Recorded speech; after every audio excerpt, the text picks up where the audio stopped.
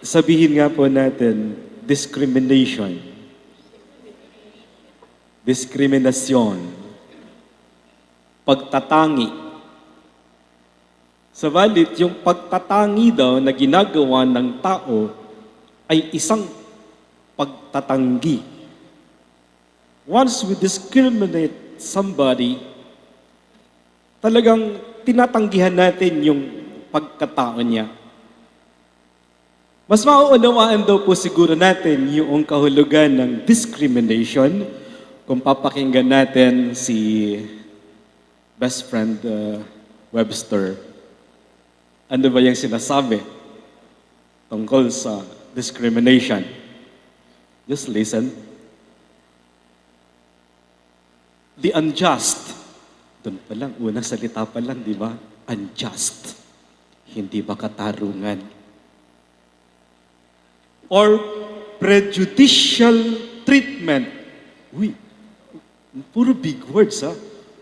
Prejudicial. Pre is before, judiciare is judgment. Pre, before judgment. Meron ka ng pre-judgment. Kumbaga, hinusgahan mo na kaagad yung tao. Unjust na, prejudice pa. Tuloy natin. The unjust or prejudicial treatment of different categories of people or things. Saan ba nagaganap yung mga prejudices na yan? Sa nagaganap yung discrimination? Kasi hindi ko siya kakampi sa politika. Discrimination ka agad. Sa pagbibigay pa lang ng bigas, di ba? Nabibigyan ba ng bigas lahat? Patay tayo dyan.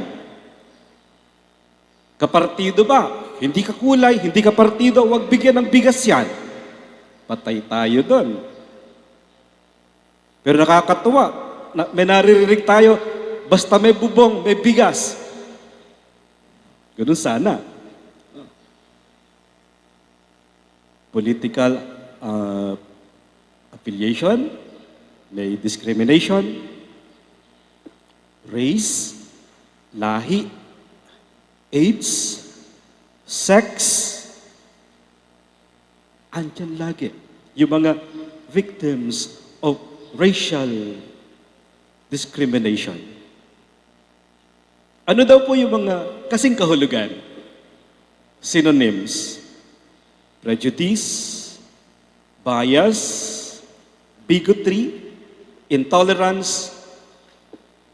Ito, maraming tatamaan dito. Sabihin nga natin, narrow-mindedness. Pagka yung tao makitid ang utak, may makikitid ang utak, andun kaagad yung pag-discriminate ng tao. Suplado, na parang hindi mo kasama mo pero hindi mo pinapansin. Unfairness, ano pa? Inequity, ano pa? Favoritism, ano pa? One-sidedness, ano pa? Ito sa politika. Partisanship, ito pa. Sexism, chauvinism, racism, racialism, anti-Semitism, heterosexism, ageism, classism, ableism, apartheid, recognition and understanding of the difference between one thing and another. In short, discrimination between right and wrong. Para daw walang diskriminasyon, ano yung nakikita mo sa mukha nung kaharap mo? Is it black or white? Ano tingin mo? Maganda o pangit?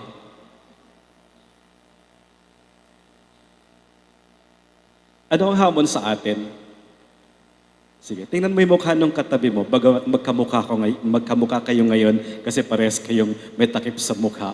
Sabihin mo sa kanya, tinatanggap kita bilang ikaw. Together! Amen. Sapagkat kung walang diskriminasyon sa puso natin, kayang-kaya nating tanggapin ang isa't isa bilang kapwa, bilang magkakapatid, sapagkat ipinadama sa atin ng Panginoong Jesucristo ang pagiging kapwa sa pamamagitan ng kanyang pagmamahal at pagtanggap sa ating lahat. Walakpakan ang Panginoon. Subalit sa ating Ebanghelyo, ipinakita sa atin ng Panginoong Jesucristo ang kanyang naging karanasan. Balikan natin. Nakaranas ang Panginoong Yesus ng ganitong uri, ganitong tagpo sa kanyang buhay. He has experienced how to be discriminated. Sapagkat hindi po siya tinanggap ng kanyang mga kapitbahay. Ilan marahil mga kamag-anak pa. Samantalang siya'y nangangaral sa kanila, nagpapagaling sa kanila, nagpapahayag ng mabuting balita ng kaligtasan. Pero malinaw na malinaw po yung diwa. Yung kasabihan na natin, walang propetang tinatanggap sa kanyang sariling bayan. Wala. E paano nga naman siguro maniniwala yung mga kabarangay niya? Paano maniniwala yung mga taga-Nazaret sa kanya? Samantalang, siya ay isa lamang karpintero, anak ng karpintero, anak ng biyudang kapitbahay na si Aling Maria. Katunayan, walang masasabi.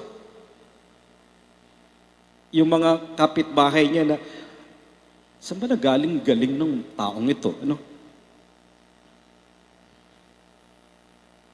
Karanasan po kasi yung pinag-uusapan dito. Taas ang kamay nung nakaranas na kung papaanong mag-discriminate. Tinanggihan ng tao. Pinagsupladahan ng kapitbahay. Diba? Ang sakit, diba? Sabay-sabay nga nating sambitin, ouch! Ang sakit-sakit, ano? Masakit na karanasan yan. Huwag ka mag-alala, naranasan din ni Jesus yan. Nakaramdam ng kirot sa puso si Jesus nang isarado ng kanilang mga kababayan ang kanilang puso sa kanyang pagdating, sa kanyang pagtawag. Ang lungkot talaga na pinababayaan pa rin natin ngayon na mabulagan tayo dahil sa ating diskriminasyon at pamimili ng taong pakikisamahan o tatanggapin. Pinaliwanag na natin kanina yan, di ba? Ano'y kahulugan ng diskriminasyon? Yung pagtatangi ay pagtanggi. Malinaw po yun. Ang pagtatangi ay pagtanggi. Sa maraming lugar, ipinupwera ang mga banyaga. Tayo po, pagdating natin sa Amerika, hindi naman brown ang tingin sa atin itim din. Kasi iba'y kulay natin. Sila matatangkad. Karamihan sa atin, pandak. Ang sakit, di ba? Nadi-discriminate yung ibang relihiyon. Discriminated din yung mga mahihirap. Tapos may isa pang talagang nagpapapansin ngayon. Discriminated ang mga gay community. Unang tanong, saan ka magsi-CR? Saka pumapasok. Siyempre sa panglalaki.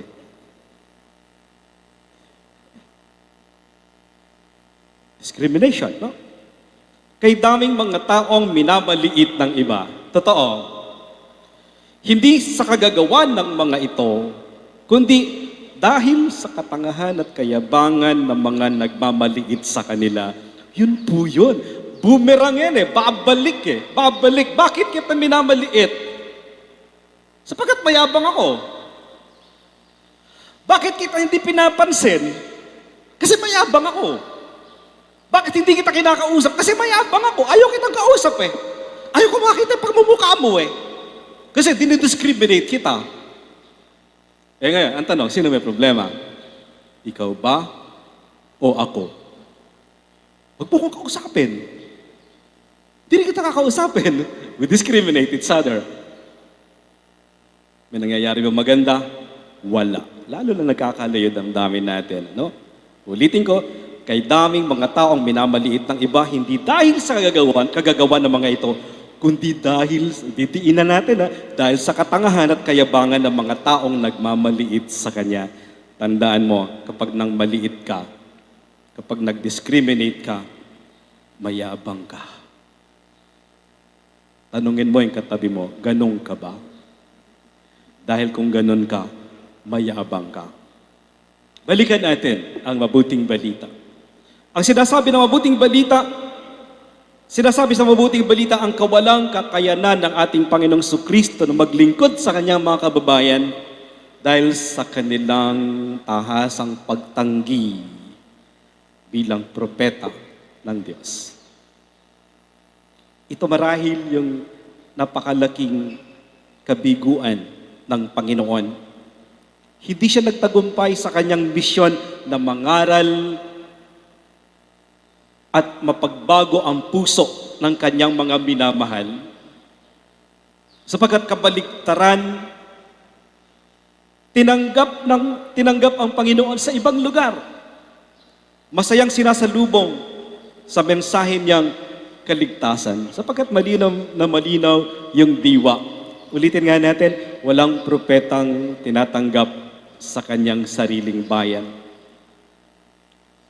Ito po ang aral para sa ating lahat. Kapag nag-etcha puwera tayo ng mga tao sa ating buhay, every time we exclude somebody in our lives, akala natin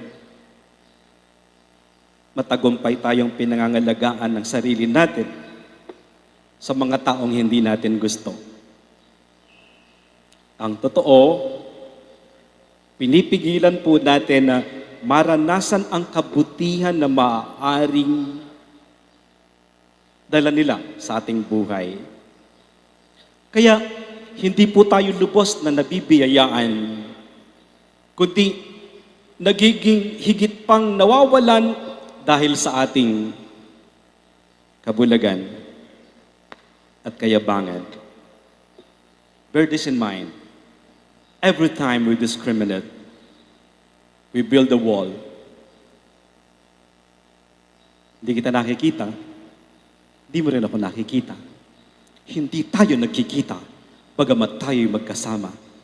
Sakit, no? Sakit nun. Kaya, as we end this reflection, magdasal po tayo na wag sanang magtakwil ng iba dahil sa ating mapangmatang ugali. Sabihin nga po natin, mapangmatang ugali. I-action mo. Diba? Diba, ma'am? Huyo ka sa akin. Mapangmatang ugali na akala natin mas mataas o mas magaling tayo sa iba. Bear this in mind. Every time we discriminate each other, we discriminate God. Totoo po yan. Baka tinatanggihan din natin ang Diyos na nagdadala sa atin ng mensahe, pag-asa, pagmamahal, pagkalinga sa pamamagitan nila. Manalangin po tayo sa halip na magkaroon tayo ng bukas. Balikan natin yung sinasabi kanina sa synonyms natin. Narrow-mindedness, kakitiran ng utak. Pero ipanalangin natin, magkaroon tayo ng bukas, pakumbaba, at tumatanggap na puso upang maging laging handa sa darating na kaligtasang kaloob ng Diyos sa atin. And in order for us to really receive God, to accept God, we must accept each other. Kaya i-practice natin ngayon as we end our reflection. Harapin mo yung katabi mo. Sabihin mo sa kanya, tinatanggap kita. Maging sino ka man. Isa pa. Tinatanggap kita kahit ganyan ka. Amen. Sabihin niyo rin kay Father, tinatanggap ka namin, Father, kahit ganyan ka. Amen. That is the key. Yan ang susi, ang pagtanggap natin sa isa't isa. Kung paano tinatanggap natin ang kabutihan ng bawat isa, tanggapin din natin ang kahinaan ng bawat isa at ipagdasal natin ang bawat isa. Magandang gabi po sa inyong lahat. Palakpakan ng Panginoon.